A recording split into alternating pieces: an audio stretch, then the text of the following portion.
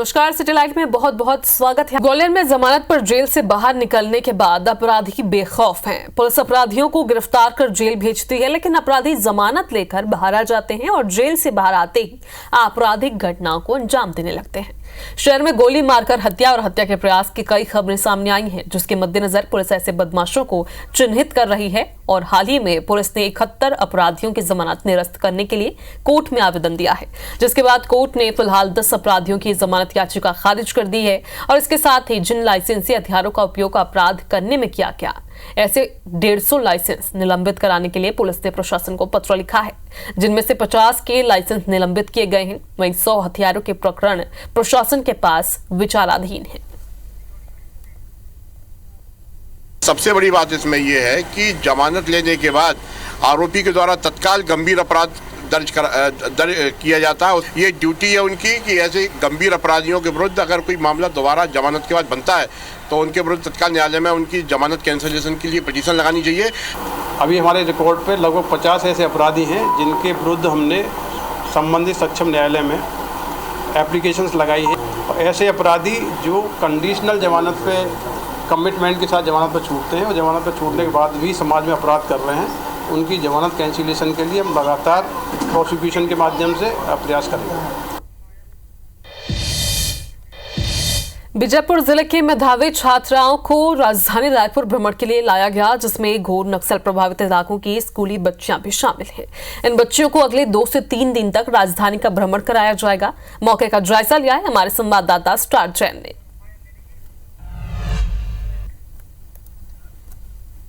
बीजापुर जिले के अति नक्सल प्रभावित जो क्षेत्र है वहाँ के बच्चों को रायपुर भ्रमण के लिए लाया गया है। देख सकते हैं तमाम पीछे स्कूल के बच्चे हैं, मेधावी छात्र छात्राएं हैं जिनको रायपुर भ्रमण के लिए लाया गया है। और पहले इन्हीं से बात करते हैं, क्या कहेंगे बताइए। पहली बार फ्लाइट में चढ़े हैं, क्या कहेंगे? और कलेक्टर को बहुत बहुत धन्यवाद करना चाहूँगी कि हम लोग पहली बार फ्लाइट में बैठे हैं और मैं बहुत खुश हूँ। जी, आप लोग बीजापुर से आते हैं, क्या स्थिति है वहाँ पर थोड़ा बताएंगे? थोड़ा सी डर के माहौल में के बीच में आप लोग रहते हैं, अभी कैसा माहौल है वहाँ पर? अभी का माहौल बहुत अच्छा है और अभी हम लोग यहाँ पे रायपुर घूमने के लिए आए हैं। बहुत अच्छा लगा, फ्लाइट में हम लोग को लेके आए, मतलब फ्लाइट में हम लोग आए। मैं पहली बार फ्लाइट में बैठी, इतना अच्छा लगा मुझे पहली बार फ्लाइट का अनुभव कि मैं इसके लिए हमारे ज़िला के कलेक्टर महोदय और सीएम सर को बहुत बहुत थैंक यू बोलना चाहती हूँ कि वो हमारे फ्लाइट में बैठने का सपना को पूरा कर दिए। अच्छा, क्या कहेंगे जो डराते थे आप लोग को नक्सली लोग या माओवादी डराते थे, विकास नहीं होने देते थे, उन लोगों को क्या कहेंगे आप? उनका उद्देश्य क्या था ये तो नहीं पता, लेकिन उनका ये मानना था कि मुझे लगता है कि अगर कोई पढ़ लिख गया या फिर कुछ कर लिया तो वो हमारे खतरा हो सकता है, ये सब हो सकता है। देखिए, बीजापुर के ये बच्चियां हैं, होनहार बच्चियां हैं जो साफ कहती हैं कि अब उन्हें डर नहीं लगता।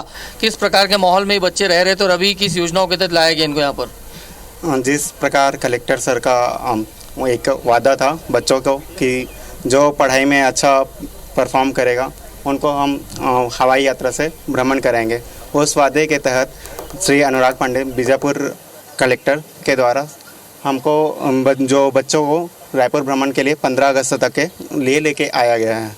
चलिए कुछ बच्चों से और बात कर लेते हैं। बताइए, अब आपको डर लगता है आप लोग को कि पहले डर था अभी नहीं था, क्या कहेंगे बताइए? पहले डर था बीजापुर में, बट अब नहीं है। आगे क्या बनना चाहते हैं? और मेरा तो एम डॉक्टर का है।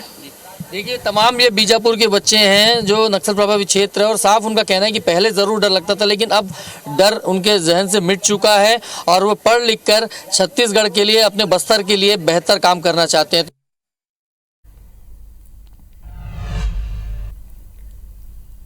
तो छत्तीसगढ़ में देश का पहला लिथियम खदान जल्द ही शुरू होने जा रहा है। दिल्ली में राष्ट्रीय खनिज अन्वेषण ट्रस्ट की बैठक के बाद छत्तीसगढ़ के मंत्री श्याम बिहारी जायसवाल ने कहा है कि छत्तीसगढ़ में जल्द ही लिथियम की खुदाई होगी। कोरबा में कटघोरा में लिथियम का भंडार मिला है। 250 हेक्टेयर क्षेत्र में जीएसआई के प्रारंभिक सर्वे में 10 पीपीएम से 2000 पीपीएम लिथियम कंटेंट पाया गया है। ब्लॉक में रेयर अर्थ एलिमेंट भी उपस्थित है। लिथियम की मांग आज पूरी दुनिया में है। लिथियम से छत्तीसगढ़ को नई पहचान मिलेगी। इस पर पूर्व मंत्री धीरेन्द्र साहू ने कहा कि लिथियम का भंडार मिलना खुशी की बात है, लेकिन लिथियम खनन में संदेह पैदा होता है। इससे पहले गरियाबंद में हीरे का भंडार मिला, लेकिन 15 साल भाजपा सरकार कुछ नहीं कर पाई। लिथियम धातु का भंडार हमारे छत्तीसगढ़ के कोरबा जिला के कटघोरा क्षेत्र में प्राप्त हुआ है और जल्द ही इस पर खनन प्रक्रिया चालू होगा और इसके चालू होने के साथ छत्तीसगढ़ की तस्वीर बदलेगी। छत्तीसगढ़ देश के अग्रणी राज्यों में शामिल हो जाएगा। हमारा यह छत्तीसगढ़ तो विपुल खनिज संपदाओं से भरा हुआ है और ये खुशी की बात है कि लिथियम कोरबा में प्राप्त हुआ। बस्तर में भी संभावना है, उसे इनकार नहीं किया जा सकता। इधर भोपाल में महिला उद्योगपति उद्यमी सम्मेलन का आयोजन किया गया। मुख्यमंत्री डॉक्टर मोहन यादव ने कुशाभाऊ ठाकरे सभागार में दीप प्रज्वलित करने के साथ ही कन्या पूजन कर कार्यक्रम का शुभारंभ किया। मुख्यमंत्री को रक्षाबंधन पर्व के उपलक्ष्य में 7 बहनों ने राखी बांधी। सीएम ने इस दौरान 99 इकाइयों का लोकार्पण और 12 यूनिट का भूमि पूजन किया। 850 से ज्यादा उद्योगों को 275 करोड़ की अनुदान राशि से भेजी। इसके साथ ही सीएम ने सभा को संबोधित किया। उन्होंने कहा कि महिलाओं ने अपने उद्यम से संस्कृति और समाज को विकसित किया है। आने वाला समय लोकसभा और विधानसभा चुनाव में भी महिलाओं को 33% की भागीदारी देने वाला होगा। महिला उद्यमी बहनों से आज रक्षाबंधन का पावन पर्व का कार्यक्रम आयोजित किया गया था। मुझे इस बात की प्रसन्नता है, हमारे मंत्रालय से लगभग 350 करोड़ की राशि बहन भाई सभी के खातों में 450 से ज़्यादा इंडस्ट्रियों का डायरेक्ट बेनिफिट ट्रांसफ़र किया गया है। इसके माध्यम से हम शुचिता को भी बढ़ावा देना चाहते हैं और उम्मीद करते हैं कि उद्यमशीलता इससे और लगातार बढ़ेगी। पूरे प्रदेश की महिलाएं एकत्र हैं। मेरा आप सबसे आग्रह है कि आप जो भी उद्यम करें, आप कभी भी कोई तकलीफ आपको महसूस हो और आप कभी भी स्वतंत्र रूप से किसी भी समस्या में, आपके लिए हर समस्या में एक भाई को याद करती है, उसी तरीके से आप याद करें। हम लोग आपके लिए सहयोगी के रूप में हमेशा तैयार रहेंगे। तो वहीं भोपाल के IISER में 11वां दीक्षांत समारोह आयोजित किया गया। समारोह में मुख्य अतिथि के रूप में केंद्रीय वित्त मंत्री निर्मला सीतारमण, मुख्यमंत्री डॉक्टर मोहन यादव और सांसद आलोक शर्मा शामिल हुए। इस दौरान 442 ग्रेजुएट छात्रों को मेडल और डिग्री प्रदान की गई। कार्यक्रम को संबोधित करते हुए सीएम ने कहा कि डिग्री कागज का टुकड़ा नहीं, विद्या की पहचान है। सबसे बड़ा धन विद्या धन है। वह केंद्रीय वित्त मंत्री निर्मला सीतारमण ने भी कार्यक्रम को संबोधित किया। उन्होंने कहा और छात्रों को सलाह दी कि काम के साथ में साइंस में नए प्रयोग करने की जरूरत है। किया है, डिग्री केवल कागज का टुकड़ा नहीं, ये आपकी प्रतिभाओं के ऊपर मिलने वाला एक बहुत बड़ा सम्मान है, जिसके नाते से समाज में आप अब आज के बाद आपकी एक विशेष पहचान बनेगी। साथियों, विज्ञान संस्थान का और अनुसंधान संस्थान का महत्व भारत के परिप्रेक्ष्य में हम सब जानते हैं कि आज का समय डाटा और सूचनाओं के संकलन के आधार पर है। एनालिटिक्स का जिस प्रकार का समय आया है, अब हमको उसी तरह से बढ़ने की जरूरत है और उसमें हमारे लिए आपके जैसे संस्थान। इंदौर के ब्रिलियंट कन्वेंशन सेंटर में मल्टीनेशनल आईटी कंपनी का लॉन्चिंग कार्यक्रम आयोजित किया गया। इस कार्यक्रम में सीएम डॉक्टर मोहन यादव भी शामिल हुए। बता दें कि मल्टीनेशनल आईटी कंपनी ने प्रदेश के 1500 युवा सॉफ्टवेयर इंजीनियर्स को रोजगार दिया है। वहीं सीएम डॉक्टर मोहन यादव ने कार्यक्रम को संबोधित किया। उन्होंने कहा कि बेंगलुरु, नोएडा, पुणे जाने की अब जरूरत नहीं। अब प्रदेश के युवाओं को प्रदेश में ही आईटी के क्षेत्र में नौकरी मिलेगी। साथ ही सीएम ने कहा कि प्रदेश सरकार लगातार औद्योगिक निवेश के माध्यम से पूरे देश में मध्य प्रदेश की अलग पहचान बनाएगी। उनके अपने ऑफिस चालू कराना, उनको मौका देना जो रोजगार पर है और आगे जाकर के ये 20,000 तक अपनी संख्या ले जाएंगे। ऐसी आईटी कंपनी की शुभकामना देता हूँ और इंदौर दुनिया में एक अलग पहचान बना रहा है। उम्मीद करते हैं कि मध्य प्रदेश में ऐसे और भी केंद्र खुलेंगे। मेरी अपनी ओर से बधाई। तो वहीं छत्तीसगढ़ में मितानिन कार्यक्रमों का संचालन अब राष्ट्रीय स्वास्थ्य मिशन यानी NHM संभालेगा। इससे पहले 19 साल तक मितानिन कार्यक्रम का संचालन state health resource centre SHRC कर रहा था। दरअसल छत्तीसगढ़ में 72,000 से ज्यादा मितानिन केंद्र और राज्य सरकार की स्वास्थ्य सुविधाओं को गांव-गांव तक पहुंचाने में अहम भूमिका निभाती है।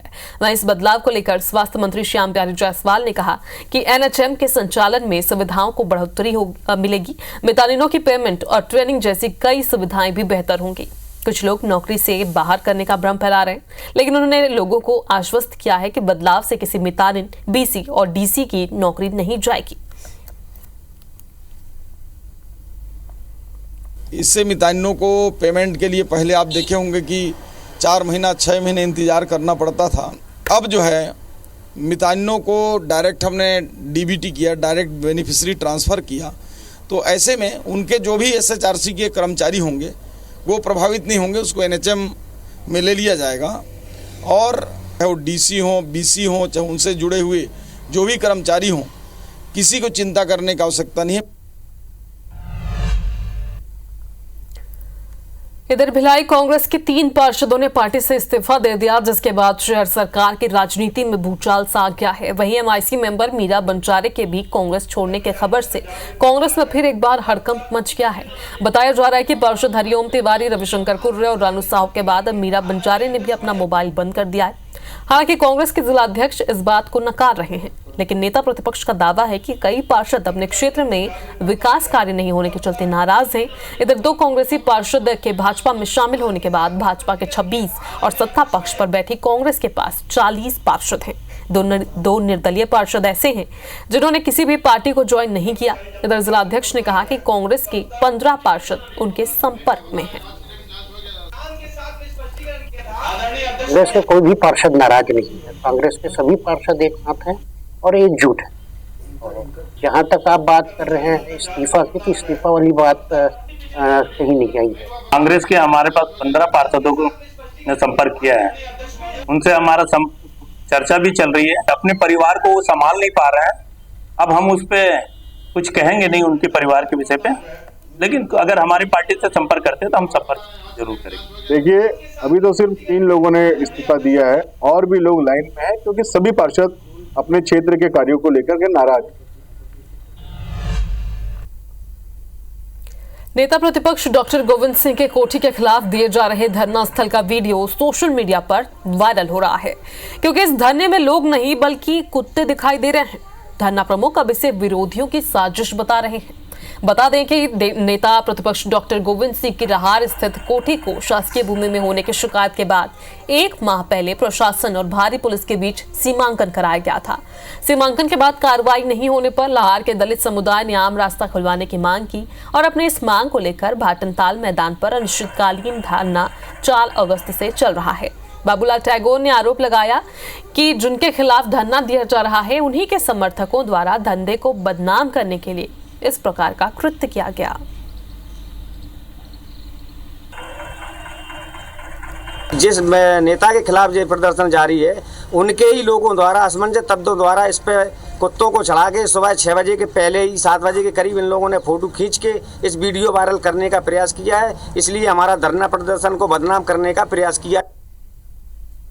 तो कोलकाता में मेडिकल कॉलेज के एक जूनियर डॉक्टर के दुष्कर्म के बाद हत्या के मामले ने तूल पकड़ लिया है और इसके खिलाफ छत्तीसगढ़ में भी जूनियर डॉक्टर्स ने आंदोलन का ऐलान कर दिया है।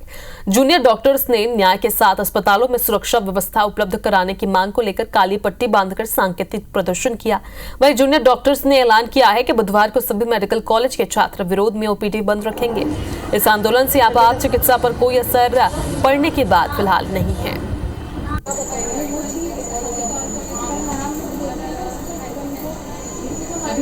जो एक ड्यूटी आवर्स में एक रेजिडेंट डॉक्टर के साथ जो घटना हुई है, तो अब इस सिलसिले में एक देशव्यापी हमारा प्रोटेस्ट चल रहा है। हमारे सारे रेजिडेंट डॉक्टर इस पे प्रोटेस्ट कर रहे हैं और हम JDA रायपुर की तरफ से भी कल अपने एक फेलो कलीग्स के सपोर्ट में, उसके सॉलिडरिटी में कल हम लोग प्रोटेस्ट करेंगे। ये प्रोटेस्ट किया जा रहा है ताकि सरकार भी इस मुद्दे पे नज़र रखे। वहाँ पे हुआ है तो यहाँ पे भी हो सकता है। ज़्यादा देर नहीं लगती किसी बात को होने के लिए, इसीलिए हम चाहते हैं कि वहाँ पे जो हुआ है वो यहाँ पे ना हो, इसीलिए ये प्रोटेस्ट किया जा रहा है। अभी तक जैसे 9 अगस्त को ये जो घटना हुई है, उसके बाद 12 अगस्त हो गया, अभी तक कोई प्रोग्रेस नहीं दिखा इस केस में। अल्टीमेटली ये देखा जा रहा है कि जो प्रोटेक्शन एक्ट है वो लागू तो कर दिया गया, लेकिन ग्राउंड लेवल पे इसको इम्प्लीमेंट नहीं किया जा रहा है। कोलकाता में जूनियर डॉक्टर के रेप केस के पूरे प्रदेश की जनता आक्रोशित है। यही कारण है कि पिछले 3 दिनों से इंदौर में जूनियर डॉक्टर्स लगातार प्रदर्शन कर रहे हैं। सोमवार रात कैंडल मार्च के बाद आज सभी ने काम बंद कर हड़ताल शुरू कर दी है। प्रदर्शनकारियों से बात की हमारी संवाददाता निहारिका शर्मा ने। हाल ही में कोलकाता में हुई घटना को लेकर इंदौर के जेडीए जो है यानी कि जूनियर डॉक्टर्स वे बड़े आक्रोशित है। सोमवार को उन्होंने कैंडल मार्च भी निकाली और आज काम बंद करके सभी लोग एमवाई अस्पताल के बाहर यहाँ पर खड़े हैं। सभी लोग प्रोटेस्ट कर रहे हैं। आज आप लोग यहाँ पर एकत्रित है, किस लिए एकत्रित? जैसा आपको पता है कि जो दर्दनाक और शर्मनाक घटना कोलकाता में हुई है, एक फीमेल रेसिडेंट के साथ सेक्सुअल असॉल्ट एंड मर्डर हुआ, उस चीज़ के लेके हम लोग यहाँ पे इकट्ठे हैं। मेन जो डिमांड्स हैं हम लोगों की, एक तो उसमें सीबीआई की जांच हो और उनको कंपनसेशन दिया जाए उनके पेरेंट्स को, जिसकी इम्पोर्टेंस इतनी है नहीं बट देना चाहिए। और साथ में हमारी ये भी जो पर्सनल हमारी एमजीएम की डिमांड्स है वो ये हैं कि जब तक हमारे डीन सर और सुप्रिटेंडेंट सर एश्योर नहीं करते हैं कि फीमेल्स को और मेल्स को रेसिडेंट को सिक्योरिटी अच्छी प्रोवाइड नहीं करवाते हैं, वैसे जब तक हम स्ट्राइक करेंगे। बिल्कुल। क्या आप लोगों को लगता है कि फीमेल्स जो है वो एमजीएम में सेफ है या फिर उनके प्रति जितनी सिक्योरिटी होनी चाहिए वो मेंटेन रहती है? देखिए, मेरा नाम डॉक्टर दीप्ति वर्मा है। मैं जूनियर डॉक्टर एसोसिएशन इंदौर की वाइस प्रेसिडेंट हूँ। जैसा आप सभी लोगों को पता है 1997 में हमारी सुप्रीम कोर्ट ने विशाखा एक्ट की गाइडलाइन लागू की थी, लेकिन हर जगह कहाँ पर ये गाइडलाइन कितनी फॉलो होती हैं? आज 1997 से लेकर आज क्या 2024 चल रहा है, क्या ये गाइडलाइन आज भी इम्प्लीमेंटेशन हमारी सरकार, हमारी राज्य सरकार, हमारी केंद्र सरकार ला पा रही है क्या? बिल्कुल। सेफ्टी कितनी रखी जाती है यहाँ पर? ना केवल फीमेल्स बल्कि मेल्स की भी सेफ्टी इम्पॉर्टेंट उतनी ही है। देखिए, फीमेल मेल जो डीडीआर्स होते हैं सबसे पहले तो वो अलग अलग होना चाहिए। वो सेफ्टी यहाँ पर नहीं है। एक फ्लोर पे एक ही गार्ड रहता है, वो भी पेशेंट और लोड जो जितना होता है उस हिसाब से तो गार्ड की भी संख्या कम ही है। बिल्कुल। तो आप देख सकते हैं किस तरह से यहाँ पर जूनियर डॉक्टर्स जो है वे सभी लोग प्रोटेस्ट कर रहे हैं। जितने भी आरोपी हैं उनके खिलाफ कार्रवाई जो है वो जल्द से जल्द होनी चाहिए। सीबीआई की जाँच की भी यहाँ पर मांग की गई है। साथ ही में इन लोगों को क्या सुविधाएं चाहिए उसको लेकर भी यहाँ पर वे लोग प्रोटेस्ट कर रहे हैं। कैमरामैन संतोष जटवन के साथ निहारिका शर्मा, IBC 24 इंदौर। तो छत्तीसगढ़ में केबल नेटवर्क के लिए बिजली विभाग के खंभों का अवैध उपयोग, सरकार को करोड़ों रुपए की चपत लगाने वाले भूमाफिया गुरुचरण होरा की एक और करतूत सामने आई है। VIP रोड में होरा के ग्रैंड इंपीरिया होटल में लगभग 1 लाख वर्ग फीट अवैध निर्माण का खुलासा हुआ है। कांग्रेस सरकार में किए गए अवैध निर्माण पर अब कार्रवाई की गाज गिर सकती है। ग्रैंड विजन के भूमाफिया गुरु ग्रैंड इंपीरिया में ग्रैंड गड़बड़ी, अवैध निर्माण के गुरु होरा। ग्रैंड विजन के मालिक गुरुचरण होरा ने केबल नेटवर्क की आड़ में करोड़ों रुपए के राजस्व की चोरी तो की ही, अब रायपुर के VIP रोड स्थित होटल ग्रैंड इंपीरिया के जरिए भी सरकार को करोड़ों रुपए की चपत लगाने का खुलासा हुआ है। होरा और उसके परिजनों का यह होटल कहने के लिए लग्जरी है, इसके अंदर हुआ निर्माण पूरी तरह से अवैध है। शुरुआत में इस होटल में सिर्फ 1 फ्लोर था, लेकिन कांग्रेस सरकार के दौरान भूमाफिया गुरुचरण होरा ने अवैध निर्माण कर होटल को लाख वर्ग फीट में फैला दिया।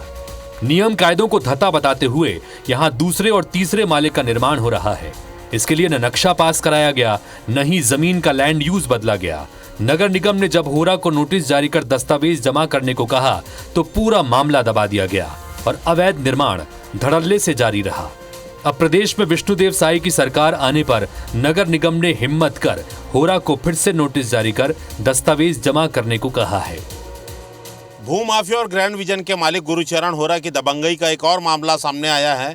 हम खड़े हैं अभी VIP रोड में और यहाँ पर गुरुचरण होरा का जो ग्रुप है, ग्रैंड ग्रुप, उसका एक होटल है ग्रैंड इंपीरिया, और यहाँ पर आपको बता दें कि लाखों वर्ग फुट पे अवैध निर्माण चल रहा है।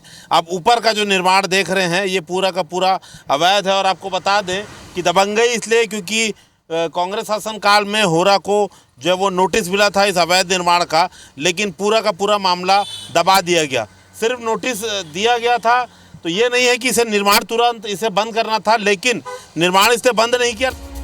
भूमाफिया गुरुचरण होरा के होटल की लंबाई सड़क से अंदर की ओर 60 मीटर तक है। पीछे जाने पर पता चलता है कि होरा यहाँ अवैध रूप से सिर्फ सेकंड नहीं बल्कि तीसरी मंजिल भी बना रहा है। नए निर्माण में अंदर ही अंदर होटल संचालित हो रहा है, जिससे होरा लाखों रुपए कमा रहा है, लेकिन शासन को फूटी कौड़ी नहीं मिल रही। नोटिस के बाद भी उसने अब तक कोई दस्तावेज जमा नहीं कराया है। गुरुचरण के होटल का आपको पिछला हिस्सा दिखा रहे हैं। देखिए, सिर्फ बात हुआ था, नगर निगम ने सेकंड माले पर नोटिस जारी किया था कि दूसरा फ्लोर जो है वो नहीं बना सकता, अवैध निर्माण है ये। लेकिन अब दबंगई देखिए कि ना सिर्फ दूसरा बल्कि तीसरा माला भी यहाँ पर अवैध रूप से तान दिया गया है। सड़क से कम 40 मीटर 50 मीटर तक जो है इसकी पूरी गहराई है। और ये होटल आप देखिए अभी भी यहाँ पर अवैध निर्माण चालू है। पीछे आप देखेंगे कि मजदूरों के लिए जो है भाड़ा बांधा गया बसों का, और ये अभी भी मजदूर हैं। कैमरा देख के कुछ मजदूर यहाँ से हट गए हैं और लगातार अवैध निर्माण यहाँ पर किया जा रहा है। इसमें नियमितीकरण हेतु आवेदन दिया है, तो चूँकि प्रकरण जांच और अभी नियमितीकरण की बैठक शेष होने की वजह से अभी उसमें किसी तरह का कोई निर्णय नहीं लिया गया। तो आपके नोटिस पे कोई दस्तावेज जमा किए कि नहीं? नहीं, नोटिस के पश्चात उन्होंने कोई दस्तावेज नहीं जमा किया। और अभी स्वीकार हुआ नियमितीकरण का आवेदन? नहीं, नियमितीकरण का भी कोई स्वीकार नहीं हुआ है। अभी वो बैठक संभावित है, तो इस वजह से अभी वो पेंडिंग पे है प्रकरण। प्रदेश में सरकार बदलने पर भूमाफिया होरा को भंडाफोड़ होने का डर सताने लगा है, इसलिए वो कैसे भी मामला रफा दफा करने का प्रयास कर रहा है। होरा होटल का निर्माण जल्द पूरा करने में लगा है, लेकिन बाकी मामलों की तरह होरा की यहाँ भी पोल खुल गई है। अब कभी भी भूमाफिया गुरुचरण होरा के खिलाफ बड़ी कार्रवाई हो सकती है। संदीप शुक्ला, IBC 24, रायपुर। तो कॉलेजों में रैगिंग की घटनाओं से निपटने के लिए जबलपुर में जिला स्तर पर हाई पावर कमेटी बनाई गई है, जो रैगिंग से पीड़ित छात्रों की सुनवाई कर कार्रवाई करेगी। कमेटी के पास संदेही छात्र के साथ संस्थान के खिलाफ भी कार्रवाई करने का अधिकार होगा। कमेटी का अध्यक्ष RDVV के कुलपति को बनाया गया है। इसके अलावा पदेन सदस्यों में कुल सचिव, समाज सेवी और पुलिस और प्रशासन के अधिकारियों को शामिल किया गया है। बता दें कि जबलपुर जिले में सरकारी और निजी मिलाकर कुल 222 कॉलेज संचालित हो रहे हैं। सभी कॉलेज जिला स्तरीय हाई पावर कमेटी के दायरे में होंगे और यहां पढ़ने वाले छात्र रैगिंग की शिकायत जिला स्तरीय एंटी रैगिंग कमेटी में दर्ज करा सकेंगे, जिनकी सुनवाई कमेटी करेगी। जिला स्तर पर जो एंटी रैगिंग कमेटी बनी है उसमें कुल सचिव रानी दुर्गावती विश्वविद्यालय को भी सदस्य रखा गया है। इस समिति का प्रमुख उद्देश्य है कि जिला स्तर में जो भी हमारी शैक्षणिक संस्थाएं हैं उसमें रैगिंग संबंधी जो भी यानी जो घटनाएं होती हैं उनको रोकथाम करी जाए। इस प्रकार से छात्रों को जागरूक किया जाए ताकि रैगिंग की घटनाएँ ना हो, और अगर दुर्भाग्यवश कोई घटना होती है तो उसका तुरंत निराकरण किया जाए। तो चलिए, सैटेलाइट में फिलहाल अभी के लिए इतना ही, लेकिन आगे देखिए आपके शहर, आपके गांव की हर एक खबर शवंता बोले के साथ। मुझे दीजिए इजाजत, नमस्कार।